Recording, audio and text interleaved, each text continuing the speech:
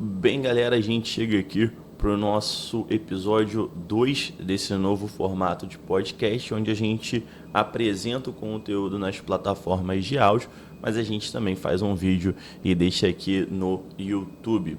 Beleza? Hoje a gente vai falar um pouquinho sobre quantidade de estudo, né? Eu fiz a chamada como não estude muito. Parece algo meio controverso, né? Como que alguém que dá aula para concurso, dá aula para certificações, fala para o aluno não estudar muito.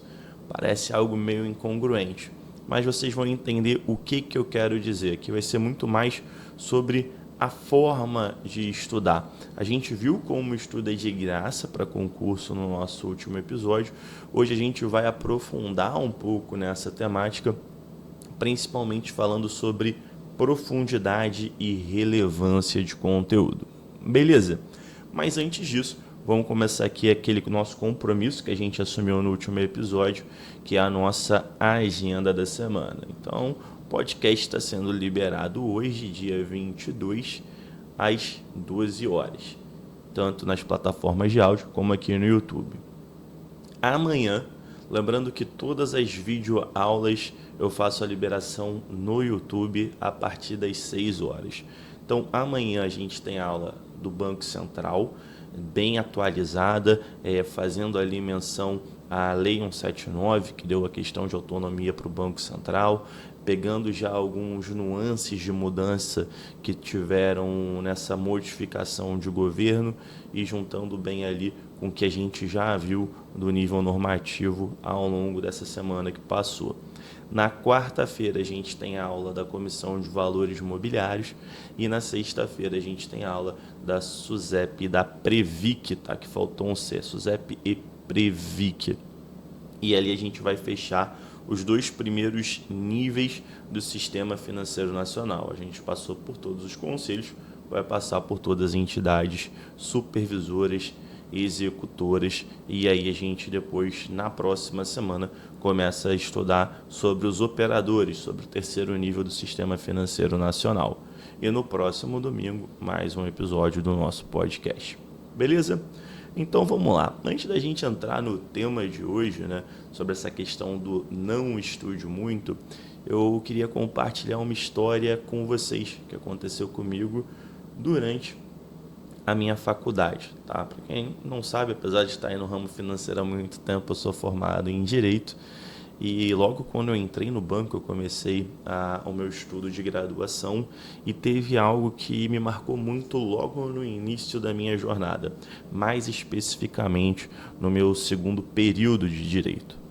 Geralmente o teu primeiro período numa faculdade de Direito, você estuda algumas coisas muito básicas, e no segundo período que você começa realmente a estudar direito civil, direito constitucional, direito penal e por aí vai. E eu lembro, né, que logo na primeira semana, não me lembro o dia da semana ao certo, se foi uma quarta ou se foi uma quinta-feira, eu sei que já não era a primeira aula que a gente ia ter do segundo período, mas seria a nossa primeira aula de direito penal.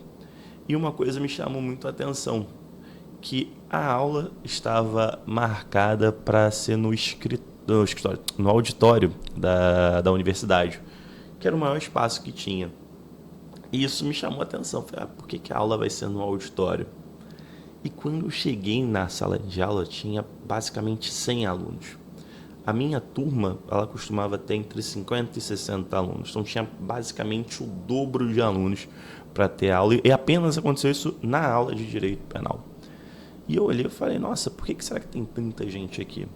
E era porque o número de reprovações dentro dessa matéria era muito alto. Então tinha muitos alunos ali que estavam fazendo a matéria pela primeira vez, mas muitos que já tinham repetido uma vez e alguns até queriam fazer pela terceira vez aquela matéria. E eu já falei, opa, será que é tão difícil assim? E quando o professor chegou, né, entrou na sala, aquela sala ficou em silêncio assim, foi, nossa, estranho, né? E ele começa ali a dar aula dele e ele fala que ele é muito exigente, que realmente para passar na matéria dele ia ter que estudar muito, ia ter que se esforçar muito. Basicamente a primeira aula dele foi só falando da metodologia de estudo dele, falando de bibliografia, dos livros que a gente deveria ler para conseguir ter um bom resultado na matéria dele. E isso me assustou um pouco, porque por mais que eu goste muito de estudar, eu sou um cara que eu gosto de estudar as coisas muito direcionadas, um pouquinho preguiçoso, sabe? Falei, nossa, vou ter que ler vários livros. Pô, o tempo está escasso. Se eu estudar muito para direito penal, eu não vou conseguir ir bem nas outras matérias. Pô, será que realmente é tão difícil? E a galera, desde o primeiro dia, já estudando muito. O pessoal fez fórum para estudar, se encontrava antes das aulas desse professor para fazer a revisão da aula anterior, todo mundo com medo de ser reprovado. E aquilo me incomodando porque eu estava vendo que eu estava tendo que estudar muito, que eu teria que estudar muito, teria que me esforçar muito. E eu falei, não, cara, deve ter um jeito mais simples, deve ter um jeito mais fácil, deve ter alguma forma de eu conseguir me preparar para a prova desse professor sem me desgastar muito. E eu falei, pô, deixa eu dar uma olhada. O que eu vou fazer? Eu vou pegar as provas do último semestre e vou começar a analisar as provas de quem não passou e as provas de quem passou. E eu fiz isso.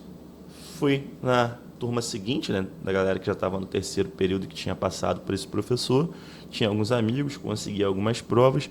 Peguei algumas provas de colegas que tinham repetido, que estavam fazendo pela segunda ou terceira vez a matéria desse professor. Procurei provas de outros professores do mesmo nível, né, de direito penal ali dessa parte mais inicial, e eu analisei a estrutura da prova desse professor. E ali ficou uma coisa muito clara para mim. Falei, opa, esse cara ele gosta desse modelo de resposta. Então, beleza, eu vou pegar o que ele passa na aula mesmo e vou adequar a esse discurso. Beleza, chegou no dia da primeira prova dele, todo mundo pedindo 2, 3, 4 páginas de prova, escrevendo, tudo, e eu olhando assim, falei, nossa, a galera realmente está empolgada, né? Um desespero para a prova do professor. E eu peguei 2 folhinhas, com 1 folha e meia, eu entreguei a prova, foi o primeiro ou segundo a sair da turma, todo mundo olhando assim, foi, deve ter se lascado, né? O próprio professor, quando pegou minha prova, olhou para mim com uma carinha assim de deve ter dançado. E beleza, passou. Semana seguinte, na hora de entregar a prova, o professor vai entregando a prova de todo mundo e nada de entregar a minha. Entregando a prova de todo mundo, nada de entregar a minha. O último nome que ele chamou fui eu. Levantei para pegar a prova e ele falou, pô, meus parabéns. Melhor nota da turma. Na época acho que foi um 9.6 ou 9.8, foi uma nota realmente muito boa. E aí ele me perguntou, como é que você estudou para a prova? Qual o livro que você leu? Aí eu falei, professor, sendo muito sincero, eu fiz a prova apenas com o conteúdo que você passou em aula. Aí ele deu uma risada de canto da boca e falou, tudo bem, pode ir. E aí, a galera viu, caramba, como que tu conseguiu esse resultado? Conta aí pra gente. Como é que é possível? As tuas questões, as tuas respostas são infinitamente menores do que a nossa e você conseguiu ter uma nota tão boa. Qual foi o segredo? E é o seguinte, tá? Aqui saindo um pouquinho do nosso universo bancário, indo para o universo de direito penal, só para fazer sentido para vocês. Dentro do direito penal, a gente sempre tem 2 vertentes, pelo menos, de pensamento, que seria uma vertente mais pró-acusação e uma vertente mais pró-defesa. E o que esse professor fazia? As questões dele eram situações que eram extremamente difíceis, para não dizer impossível, você falar que o ataque estava certo ou que a defesa estava certa. E aí a galera ficava desesperada em cima disso, porque ficava ali criando uma tese para ser pró-ataque, eu criava uma tese para ser pró-defesa, e era tudo muito sutil. E era realmente muito difícil você defender um dos 2 lados e ter 100% de certeza que você estava acertando. Só que o que o professor queria? Ele queria que você falasse como que era a linha de pensamento de ataque, como que era a linha de pensamento da defesa e qual das 2 você achava que se aplicava ao caso e justificar. Você poderia ser favorável ao ataque e justificar, você poderia ser favorável à defesa e justificar, que ele te daria o certo da mesma forma, desde que a sua resposta tivesse qual seria o lado do ataque, qual seria o lado da defesa e que você escolhesse um dos 2, terminasse escolhendo um dos 2, indicando uma justificativa. 3 parágrafos você respondia todas as questões dele. O que a galera fazia? Fazia, às vezes, 2 páginas falando por que o ataque estava certo. Ou fazia 2 páginas falando por que a defesa estava certo. E ganhava 1/3 da questão apenas. Porque se você não fizesse esses 3 pontos, ele não dava o ponto cheio. Simples assim. Depois que eu peguei essa metodologia dele, eu fiz Direito Penal 1 com ele, Direito Penal 2 com ele, Direito Penal 3 com esse professor. E eu sempre tive muita tranquilidade nas matérias dele, passava muito fácil. Eu considerava, inclusive, que era a matéria mais fácil, porque o modelo dele de cobrança foi um modelo que ele não mudava de um semestre para o outro e era muito objetivo. Por que eu fiz essa volta toda para falar com vocês?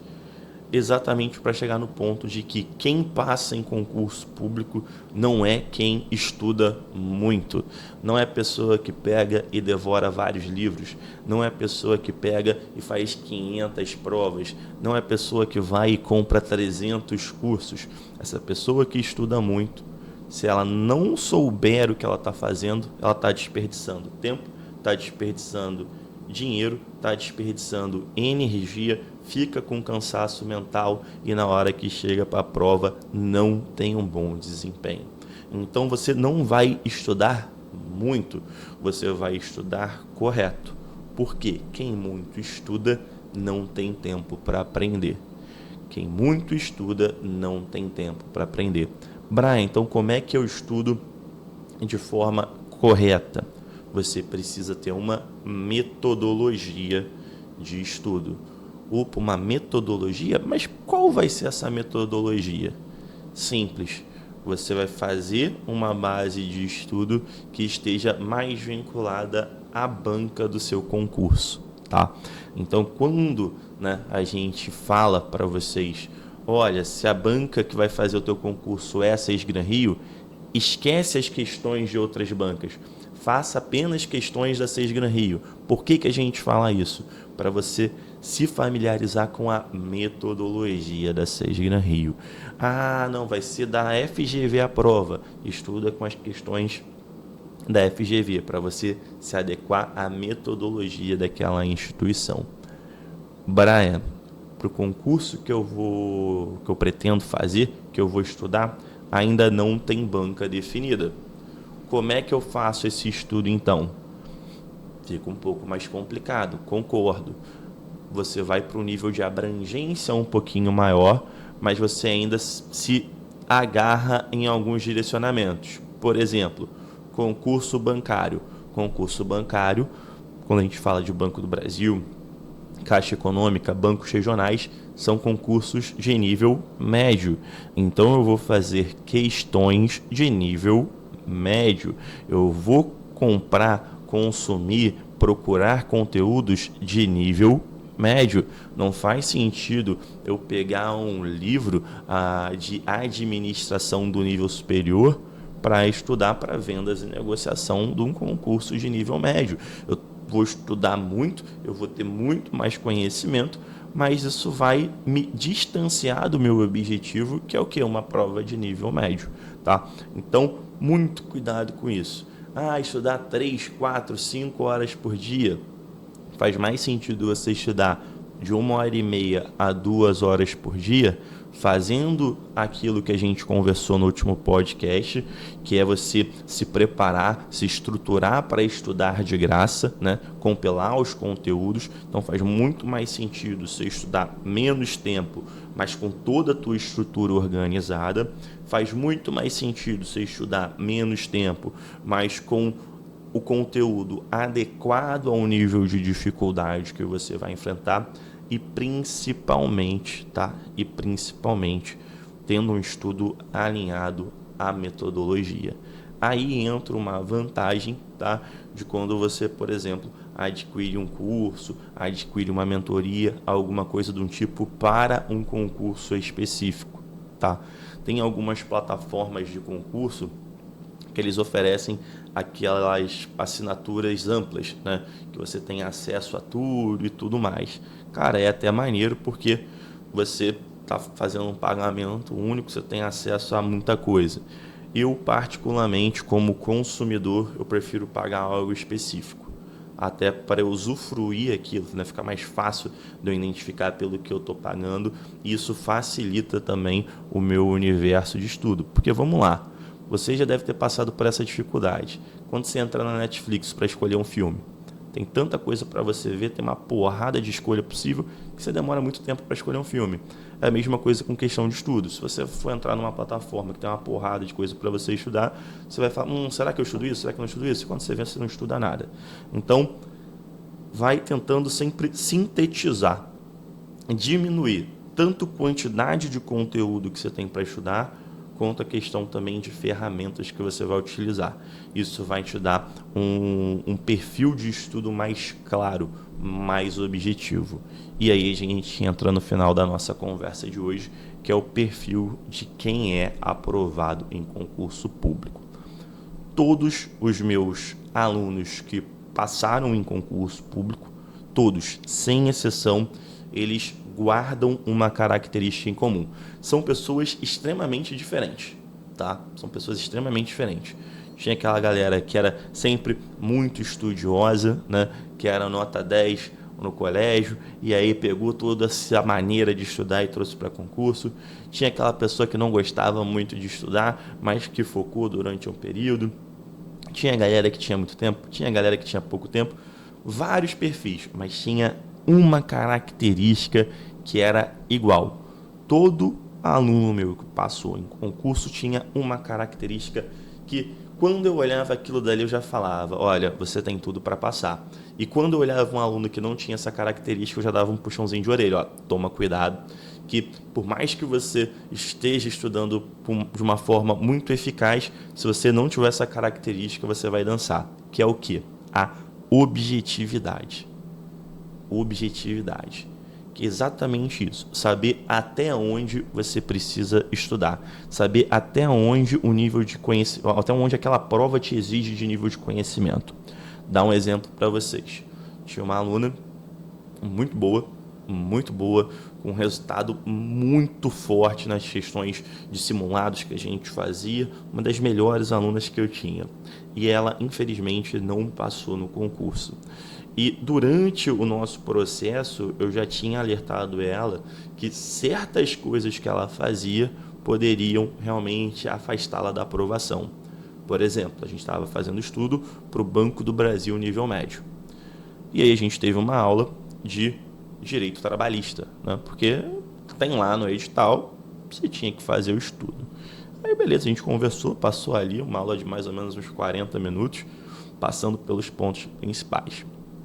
Essa aluna veio me chamar no privado para a gente trocar uma ideia e ela começou a querer discutir comigo decisões de direito trabalhista em nível de jurisprudência, ou seja, em nível do que estava sendo discutido nos tribunais. E aí eu virei e falei com ela, olha, você quer ser bancária ou você quer ser uma promotora do trabalho? Você quer ser uma advogada trabalhista? Ela, poxa, professor, por que isso? Eu falei, olha, não faz sentido a gente ter esse nível de discussão, porque isso nunca vai cair na tua prova. Tua prova é uma prova de nível médio. Enquanto você está lendo decisão, né, já da segunda instância sobre questões de direito trabalhista, tem um concorrente teu que está treinando fazer conta com decimal. E esse cara ele vai acertar uma questão de matemática financeira que você não vai acertar, porque você está gastando o seu tempo aprofundando o teu conhecimento num nível que não é o que você vai precisar para a prova, e tem certas coisas básicas que você deveria estar melhorando que você não está melhorando. Ela olhou para mim assim, nossa, professor, eu falei, exatamente. E aí, volta ao ponto principal. Qual é o perfil de quem é aprovado em concurso? Objetividade. A pessoa, ela estuda, ela aprofunda o conhecimento dela até onde é necessário. Se a minha prova é de nível médio, eu vou procurar conteúdos de nível médio. Se no meu edital está falando que eu preciso saber contar até 10, não tem por que eu querer saber contar até 11. Brian, mas aí se eu sei contar até 11, eu sou mais inteligente.